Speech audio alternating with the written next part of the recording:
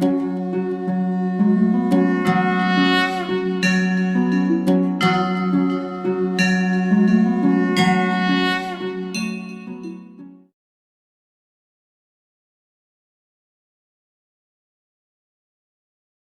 Friends, good morning, Hariom. Previous lecture में આપણે લોકો ભણ્યા હતા દ્રવ્ય સંચયનો નિયમ।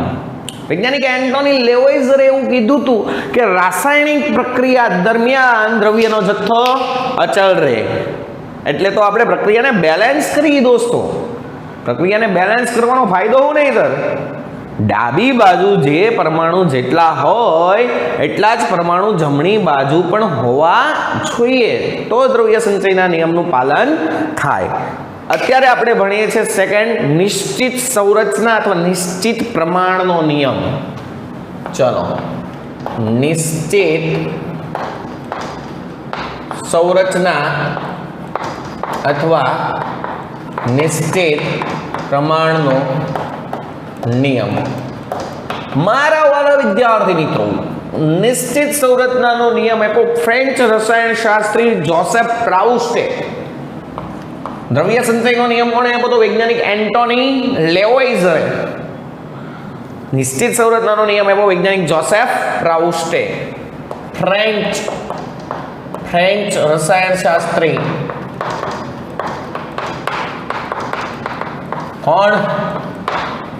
જોસેફ પ્રાઉસ્ટે આ નિયમ આપેલો છે। નિયમ શું કહેવા માંગે છે દોસ્તો? નિયમ એવું કહેવા માંગે છે કે સંયોજનમાં રહેલા તત્વોનું પ્રમાણ નિશ્ચિત ચોક્કસ હોય છે। નિયમ એવું કહેવા માંગે છે કે સંયોજનમાં રહેલા તત્વો અથવા ઘટકો નું પ્રમાણ નિશ્ચિત, પ્રમાણની બદલે સંગઠન પણ લખી શકાય, સંગઠન નિશ્ચિત હોય છે। આવું હું કહેતો નથી, આવું કોણે કીધું? જોસેફ પ્રાઉસ્ટે, અને એને બરાબર જ કીધું। ફોર એક્ઝામ્પલ, પાણીમાં ઓક્સિજનનું પ્રમાણ 88.88% અને હાઇડ્રોજનનું પ્રમાણ 11.11% હોય। આ ટકાવાર પ્રમાણ કઈ રીતે કઢાય એ હવે ટૂંક સમયમાં આપણે ભણશું। અત્યારે યાદ રાખો કે પાણીમાં રહેલા ઓક્સિજનનું ટકાવાર પ્રમાણ કેટલું હોય? 88.88% અને હાઇડ્રોજનનું પ્રમાણ 11.11%। તો દોસ્તો, પાણી ભારતનું હોય તો ઓક્સિજનનું પ્રમાણ 88.88% ને હું પાકિસ્તાનનું હોય તો બદલાઈ જાય? પાણી તો પાણી જ કહેવાય, H2O થાય। ચાહે પાણી ભારતનું હોય, અમેરિકાનું હોય, ઓસ્ટ્રેલિયાનું હોય કે નાગાલેન્ડનું હોય કે ફિનલેન્ડનું હોય, પાણીમાં રહેલા ઓક્સિજન અને હાઇડ્રોજનનું પ્રમાણ હંમેશા નિશ્ચિત ફિક્સ જ હોય। પાણીમાં ઓક્સિજન ને હાઇડ્રોજનનો રેશિયો કેટલાનો હોય તો કે ઓક્સિજનનું પ્રમાણ 88.88% અને હાઇડ્રોજનનું પ્રમાણ 11.11% જ હોય। ખબર પડી? તો સંયોજનમાં રહેલા ઘટકોનું સંગઠન નિશ્ચિત હોય છે, આવું કોણ કહે છે? જોસેફ પ્રાઉસ્ટ। કઈ રીતે કીધું સાહેબ એને એવું? તો શું, કેવી રીતે આ નિયમ બહાર પાડ્યો? તો વૈજ્ઞાનિક જોસેફ પ્રાઉસ્ટે કુદરતી રીતે મેળવેલ ક્યુપ્રિક કાર્બોનેટ એટલે થાય CuCO3 અને પ્રયોગશાળામાં બનાવેલ ક્યુપ્રિક કાર્બોનેટના નમૂનામાં ત્રણેય તત્વો કોપર, કાર્બન અને ઓક્સિજનનું પ્રમાણ નક્કી કર્યું ને તો બેમાં હરખું મળ્યું। ખબર પડે છે? જોસેફ પ્રાઉસ્ટે પ્રાયોગિક રીતે બનાવેલ CuCO3 અને કુદરતી રીતે મેળવેલ CuCO3, પ્રાયોગિક રીતે બનાવેલ CuCO3 ક્યુપ્રિક કાર્બોનેટ અને કુદરતી રીતે મેળવેલ ક્યુપ્રિક કાર્બોનેટમાં રહેલા તત્વોનું પ્રમાણ સમાન નોંધ્યું, જેના આધારે તેણે ઉપરનો નિયમ પ્રસ્થાપિત કર્યો અથવા રજૂ કર્યો। સમજણ પડે છે દોસ્તો? અહીંયા લખું છું નમૂનો। કોનો? ક્યુપ્રિક કાર્બોનેટનો. કઈ રીતે? તો કે કુદરતી રીતે મેળવેલ CuCO3 અને નીચે લખું છું પ્રાયોગિક રીતે બનાવેલ ક્યુપ્રિક કાર્બોનેટ. ચલો, બંને સંયોજનમાં કયા કયા તત્વો છે? કોપર, કાર્બન અને ઓક્સિજન. તો કુદરતી રીતે મેળવેલ ક્યુપ્રિક કાર્બોનેટ હતો, એમાં કોપરનું પ્રમાણ હતું 51.35%. આ ગોખશો નહીં તોય ચાલશે, પણ અત્યારે ખાલી એમને યાદ રાખો, પછી હું તમને શીખવાડી દઈશ કે કઈ રીતે મળ્યા. એમાં કાર્બનનું પ્રમાણ હતું 9.74% અને ઓક્સિજનનું પ્રમાણ હતું 38.91%. કઈ રીતે ટકા પ્રમાણ નીકળશે એ તમને ટૂંક સમયમાં આવડી જશે. ટૂંકમાં કુદરતી રીતે મેળવેલ ક્યુપ્રિક કાર્બોનેટમાં કોપર, કાર્બન અને ઓક્સિજનનું ટકાવાર પ્રમાણ અનુક્રમે 51.35%, 9.74% અને 38.91% હતું. પ્રયોગ દ્વારા મેળવેલ ક્યુપ્રિક કાર્બોનેટમાં પણ કોપર 51.35% જ હતો, કાર્બન પણ 9.74% જ હતો અને ઓક્સિજન પણ 38.91% જ હતો. એટલે નક્કી થયું કે સંયોજનમાં રહેલા ઘટકોનું પ્રમાણ નિશ્ચિત હોય. એ સંયોજન ભારતમાં બનાવે તો એ ભલે, સંયોજન અમેરિકામાં બનાવે તો એ ભલે, એક સંયોજન હોય તો એમાં રહેલા ઘટકોનું પ્રમાણ નિશ્ચિત હોય. હું તો એમ કહું, સંયોજન કોઈ પણ રીતે બનાવ્યું હોય એમાં રહેલા ઘટકોનું પ્રમાણ નિશ્ચિત હોય. આપણે એમ પણ કહી શકીએ કે પાણી તમે કોઈ પણ રીતે બનાવો, પાણી બને એટલે એમાં ઓક્સિજનનું પ્રમાણ 88.88% અને હાઇડ્રોજનનું પ્રમાણ 11.11%. પાણી હાઇડ્રોજન અને ઓક્સિજન વચ્ચેની પ્રક્રિયાથી પાણી બને કે H2O2 ના વિઘટનથી પાણી બને, પાણી કોઈ પણ રીતે બને, સંયોજનમાં રહેલા ઘટકોનું પ્રમાણ નિશ્ચિત હોય. ખબર પડી? તો આપણે એમ પણ કહી શકીએ સંયોજન કોઈ પણ પદ્ધતિથી બનાવેલ હોય તેમાં રહેલા ઘટકોનું પ્રમાણ કેવું હોય? નિશ્ચિત હોય છે. ઉદાહરણ તરીકે H2 અને O2 વચ્ચેની પ્રક્રિયાથી H2O મેળવવામાં આવે કે હાઇડ્રોજન પેરોક્સાઇડ H2O2 ના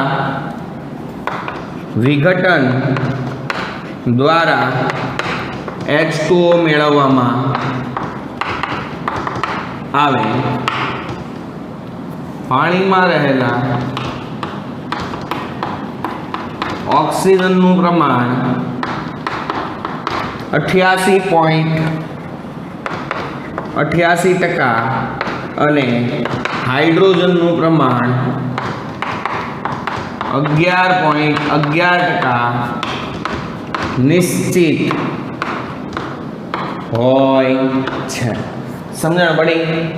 એટલે કોઈ પણ સંયોજન હોય, સમજી લો કે HCl, તો HCl માં હાઇડ્રોજન અને ક્લોરીનનું પ્રમાણ ફિક્સ જ હોય. પછી HCl તમે ભારતમાં બનાવો, અમેરિકામાં બનાવો, કેનેડામાં બનાવો, ગમે ત્યાં બનાવો, અને HCl કોઈ પણ પદ્ધતિથી બનાવો, એને એની યારે કોઈ મતલબ નથી. સંયોજનમાં રહેલા ઘટકોનું પ્રમાણ કેવું હોય? ચોક્કસ નિશ્ચિત હોય. હવે તમને ક્વેશ્ચન આવી રીતે પૂછાશે કે N2O માં નાઇટ્રોજન અને ઓક્સિજનના ટકા એટલા છે, તો તે કયા નિયમને અનુસરે છે? દ્રવ્ય સંચય, સરળ ગુણક પ્રમાણ, નિશ્ચિત સંરચના કે સંયોજિત ભાર? તો તમે લખશો નિશ્ચિત સંરચનાનો નિયમ.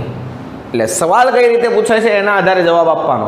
તમને ફિક્સ કે આ સંયોજનમાં આ ઘટકનું પ્રમાણ એટલું છે તો એ હોય જ, અને એ હોય તો એને નિશ્ચિત સંરચનાનો નિયમ કહેવાય. પડી ખબર? ચલો, તો અહીંયા આપણે કરીએ છીએ નિશ્ચિત સંરચનાનો નિયમ. ત્યારબાદ નેક્સ્ટ લઈએ છીએ આપણે સરળ ગુણક પ્રમાણનો નિયમ. દોસ્તો, ઈસવીસન 1803 માં વૈજ્ઞાનિક જ્હોન ડાલ્ટન ઈસવીસન 1803 માં વૈજ્ઞાનિક જ્હોન ડાલ્ટને સરળ ગુણક પ્રમાણનો નિયમ રજૂ કરેલ છે. એટલે ઈસવીસન 1803 માં નિયમ કોણે રજૂ કર્યો? જ્હોન ડાલ્ટને. નિયમ શું કહેવા માંગે છે દોસ્તો?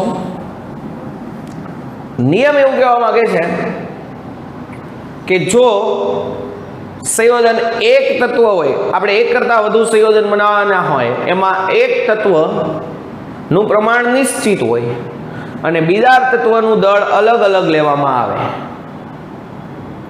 કોઈ ધારો કે બે તત્વ લઈ લે, હું ઉદાહરણ દ્વારા સમજાવું તો ખબર પડશે. હું ડાયરેક્ટ ડેફિનેશન લખી દઈશ ને તો કાંઈ ટપવો પડશે નહીં. જો બે તત્વો એક કરતા વધુ સંયોજન બનાવતા હોય, એમાં એક તત્વનું પ્રમાણ નિશ્ચિત ચોક્કસ લેવાનું અને બીજા તત્વનું વિવિધ દળ લેવાનું, એટલે સંયોજન અલગ અલગ થઈ ગયા.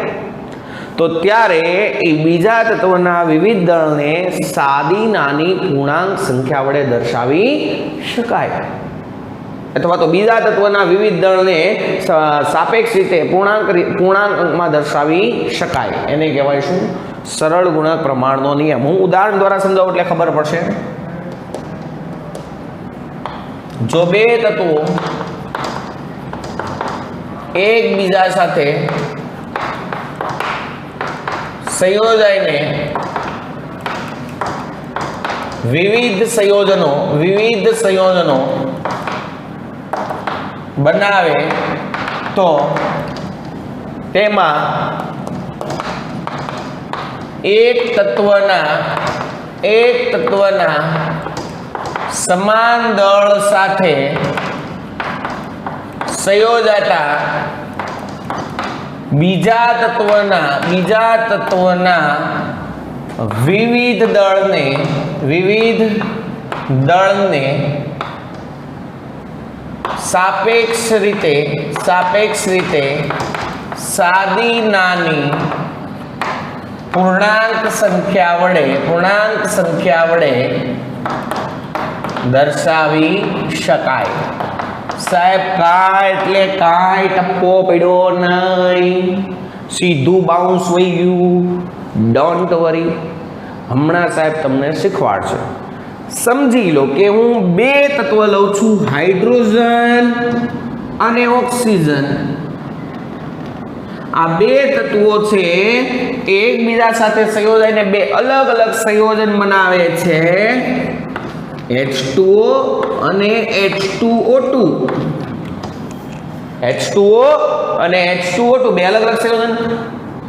જો બે તત્વો એકબીજા સાથે સંયોજાઈને વિવિધ સંયોજનો બનાવે તો તેમાં એક તત્વના સમાન દળ સાથે સંયોજાતા, આમાં એક તત્વ હાઇડ્રોજન બે હરખા, એટલે આમાં આપણે એક મોલ લઈએ તો આમાં હાઇડ્રોજન અને ઓક્સિજનનું પ્રમાણ, આમાં હાઇડ્રોજનનો પરમાણુ ભાર 1 ગ્રામ પર મોલ, એવા બે પરમાણુ છે એટલે અહીંયા થશે 2 ગ્રામ.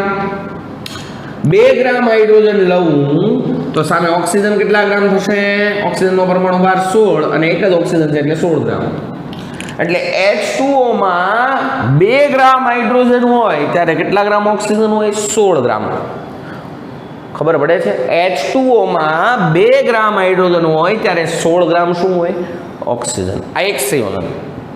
પણ H2O2 હોય તો એમાં હાઇડ્રોજન કેટલા ગ્રામ હોય? 2 ગ્રામ અને ઓક્સિજન 16 દુ 32 ગ્રામ હોય. ખબર પડે છે? હવે જોજો, જો બે તત્વો એકબીજા સાથે સંયોજાઈને વિવિધ સંયોજનો બનાવે તો તેમાં એક તત્વના સમાન દળ સાથે સંયોજાતા બીજા તત્વના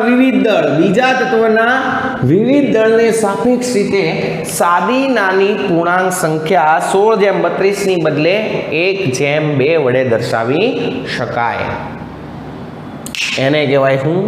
સરળ ગુણક પ્રમાણનો નિયમ. તો તમને આવું કહેશે કે બે તત્વો હાઇડ્રોજન અને ઓક્સિજન એકબીજા સાથે સંયોજાઈને H2O અને H2O2 બનાવે છે તો તેમાં કયા નિયમનું પાલન થાય છે?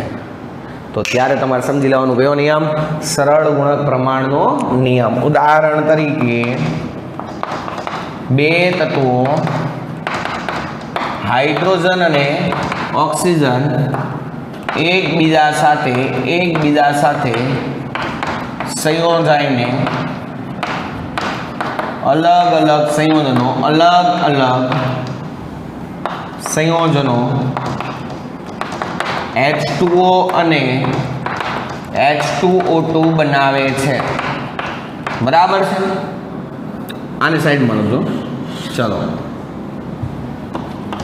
H2O અને H2O2 માં એક તત્વ હાઇડ્રોજનના સમાન દળ 2 ગ્રામ સાથે સંયોજાતા અન્ય તત્વ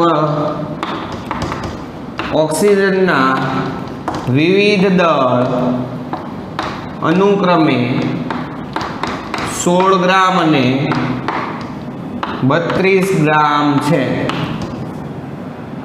ખબર પડે છે? આમ H2O અને H2O2 માં 2 ગ્રામ હાઇડ્રોજન સાથે સંયોજિત ઓક્સિજનનું દળ 16:32 ને 1:2 વડે દર્શાવાય. એટલે આપણે એમ કહી શકીએ કે H2O અને H2O2 માં જો હાઇડ્રોજન સરખા લેવામાં આવે તો ઓક્સિજનનું પ્રમાણ અનુક્રમે 1:2 નું હોય.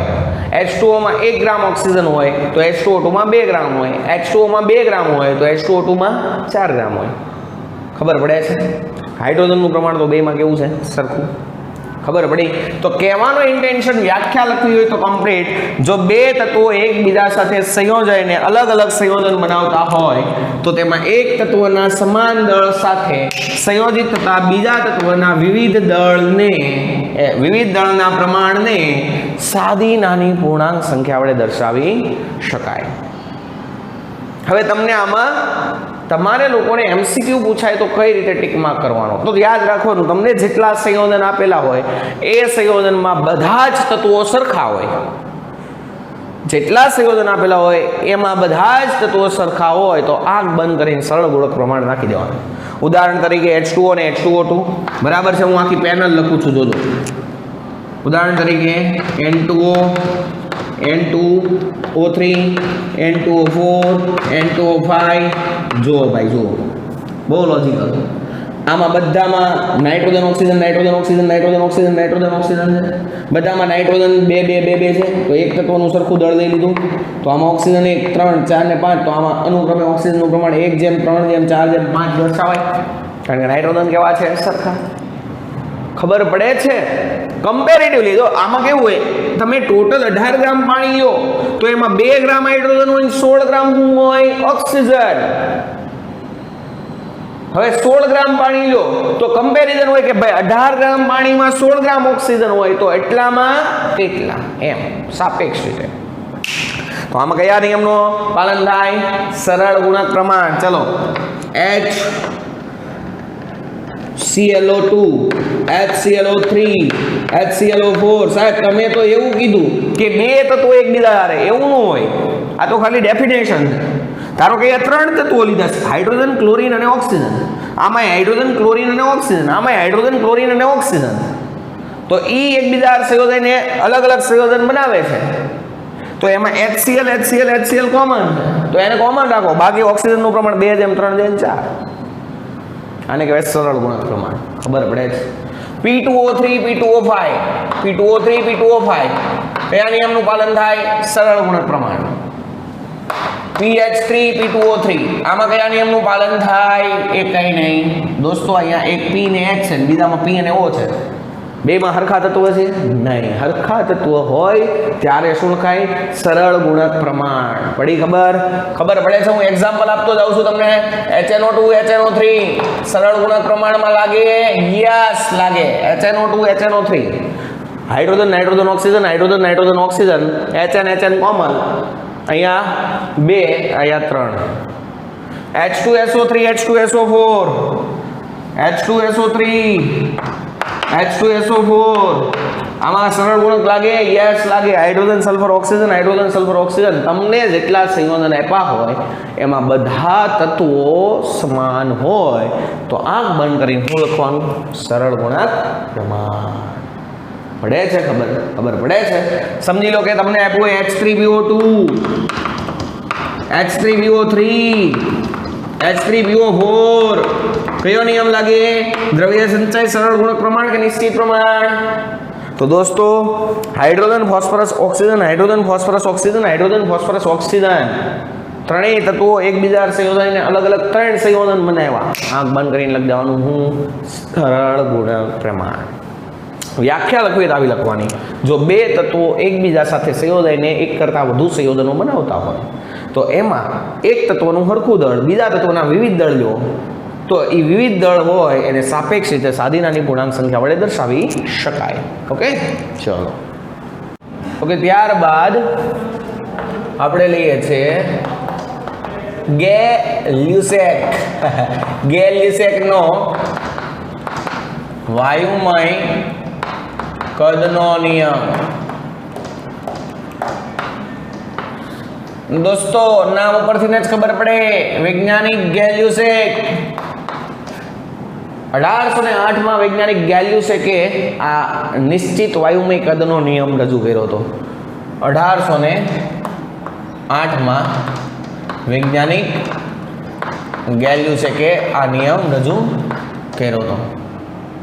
દોસ્તો જેવી રીતે આપણે નિશ્ચિત સંરચનાનો નિયમ મેળવ્યા હતા એ પહેલા જોસેફ પ્રાઉસ્ટે આપ્યો, એ દળના અનુસંધાનમાં આપ્યો હતો. એણે એવું કીધું હતું સંયોજનમાં રહેલા ઘટકનું પ્રમાણ નિશ્ચિત હોય છે. એ દળ અથવા ટકાવારના અનુસંધાનમાં કહેવાય. અત્યારે આપણે કહીએ છીએ વાયુમય કદનો નિયમ. કોણે આપ્યો? ગેલ્યુસેકે. નિયમ શું કહેવા માંગે છે? દોસ્તો નિયમ એવું કહેવા માંગે છે કે રાસાયણિક પ્રક્રિયામાં ભાગ લેતા વાયુઓ હોય જ્યારે પ્રક્રિયક અથવા નિપજ એટલે રાસાયણિક પ્રક્રિયામાં વાયુઓ ભાગ લેતા હોય અથવા તો રાસાયણિક પ્રક્રિયા દરમિયાન વાયુ ઉત્પન્ન થતા હોય અને ત્યારે જો આ વાયુનું તાપમાન અને દબાણ સમાન હોય, વાયુનું તાપમાન અને દબાણ સમાન હોય તો વાયુના સાપેક્ષ પ્રમાણ દર્શાવી શકાય. વાયુના સાપેક્ષ પ્રમાણ દર્શાવી શકાય. એને કહેવાય વાયુમય કદનો નિયમ. સમજાવું છું પછી. આ બધી ડેફિનેશન પહેલી જ વખતમાં યાદ ના રહે. રાસાયણિક પ્રક્રિયાઓ દરમિયાન વાયુઓ વપરાતા હોય કે વાયુઓ ઉત્પન્ન થતા હોય તથા તેમનું દબાણ અને તાપમાન સમાન હોય તો તેમના કદને સાપેક્ષ રીતે દર્શાવી શકાય. તેમના કદને સાપેક્ષ રીતે દર્શાવી શકાય. આવું કોણ કહે છે? ગેલ્યુસેક. રાસાયણિક પ્રક્રિયા દરમિયાન વાયુ ક્યાં તો વપરાતા હોય ક્યાં તો બનતા હોય ને એ દરમિયાન દબાણ અને તાપમાન કેવું હોય? બધા માટે સમાન એટલે અચળ રહેતું હોય તો ત્યારે દરેક વાયુના કદને સાપેક્ષ રીતે દર્શાવી શકાય. કઈ રીતે? બહુ લોજિકલી હું તમને કહું. જો ધારો કે આવી પ્રક્રિયા થાય છે, dinitrogen gas plus 3 mole dihydrogen gas gives 2 mole ammonia gas. તો અહીંયા નાઇટ્રોજન વાયુ હાઇડ્રોજન વાયુ સાથે પ્રક્રિયા કરીને શું બનાવે છે? એમોનિયા વાયુ બનાવે છે. આ દરમિયાન ત્રણેયના તાપમાન અને દબાણ સમાન હોય તો દોસ્તો આનો સહગુણક કેટલો છે? 1. વાયુ હોય તો વાયુ માટેના નિયમ લાગુ પડે, યાદ રાખજો. તો અહીંયા આ 1 ml લો તો આ કેટલા ml વપરાય? 3 ml વપરાય. અને આ કેટલા ml મળે? 2 ml મળે. એટલે અહીંયા પ્રક્રિયકો નાઇટ્રોજન અને હાઇડ્રોજનનું સાપેક્ષ પ્રમાણ 1:3 નું કહેવાય. કે આ પ્રક્રિયા દરમિયાન પ્રક્રિયકો નાઇટ્રોજન અને હાઇડ્રોજન કેટલાના પ્રમાણમાં વપરાય? 1:3 ના પ્રમાણમાં. આ 1 ml હોય તો આ 3 ml જોઈએ, આ 10 ml હોય તો આ 30 ml જોઈએ, આ 1 લિટર હોય તો આ 3 લિટર જોઈએ. આવી રીતે એને સાપેક્ષ રીતે દર્શાવી શકાય. એને કહેવાય હું ગેલ્યુસેકનો વાયુમય કદનો નિયમ. ખબર પડે છે? ઉદાહરણ તરીકે ઉપરની પ્રક્રિયામાં વાયુમય પ્રક્રિયકો ડાયનાઇટ્રોજન અને ડાયહાઇડ્રોજન વચ્ચે પ્રક્રિયા થઈ અમોનિયા વાયુ મળે છે, જેમાં ડાયનાઇટ્રોજન અને ડાયહાઇડ્રોજન વાયુનું સાપેક્ષ પ્રમાણ 1:3 છે. એટલે આપણે એમ કહી શકીએ કે ડાયનાઇટ્રોજન 1 ml લઈએ ત્યારે ડાયહાઇડ્રોજન કેટલા ml લેવો પડે? 3 ml લેવો જ પડે. જો આ 2 ml લો તો આ 6 ml લેવો પડે, આ 10 ml લો તો આ 60 ml લેવો પડે. આને કહેવાય વાયુમય કદનો નિયમ. સમજણ પડે છે? ચલો, તો અહીંયા તમે 1 મોલ N2 3 મોલ H2 સાથે પ્રક્રિયા કરો તો 2 મોલ શું મળે? અમોનિયા વાયુ. 1 ml N2 3 ml H2 સાથે પ્રક્રિયા કરે તો કેટલા ml NH3 મળે?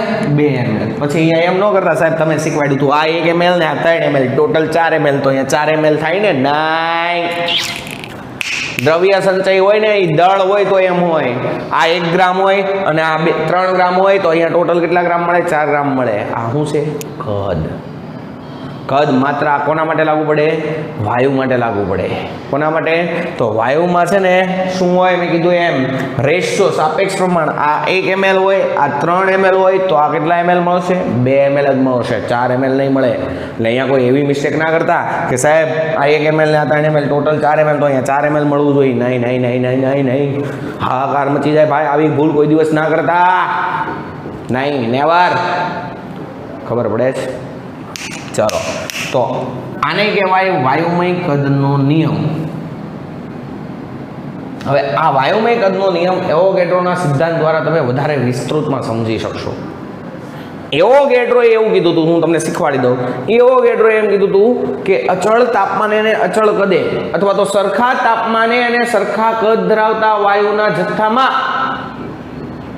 વાયુના અણુઓની સંખ્યા સરખી હોય તો કદે સરખું હોય. સરખા તાપમાને અને સરખા દબાણે સરખા કદના વાયુમાં વાયુના અણુની સંખ્યા સરખી હોય છે, અથવા તો અચળ તાપમાને અને અચળ દબાણે સરખી સંખ્યા ધરાવતા વાયુનું કદ કેવું હોય? સરખું. હવે આ 1 મોલ છે ને આ 3 મોલ છે, તો આનું કદ જેટલું છે એના કરતાં આનું કદ 3 ગણું હશે. કારણ કે એવોગેડ્રો એવું કહે છે વિચલે છે વાયુનું કદ છે એ કોના ઉપર આધાર રાખે છે? એની મોલ સંખ્યા ઉપર. મોલ સંખ્યા વધે એમ કદ વધે. ખબર પડી? સિમ્પલી તો કહેવાનો ઇન્ટેન્શન એવો છે કે કોઈ પણ પ્રક્રિયા હોય એમાં વાયુ ભાગ ભજવતા હોય, વાયુમય પ્રક્રિયકો અથવા નિપજો, તો એને એના સાપેક્ષ કદને આવી રીતે દર્શાવી શકાય. Okay, that's all.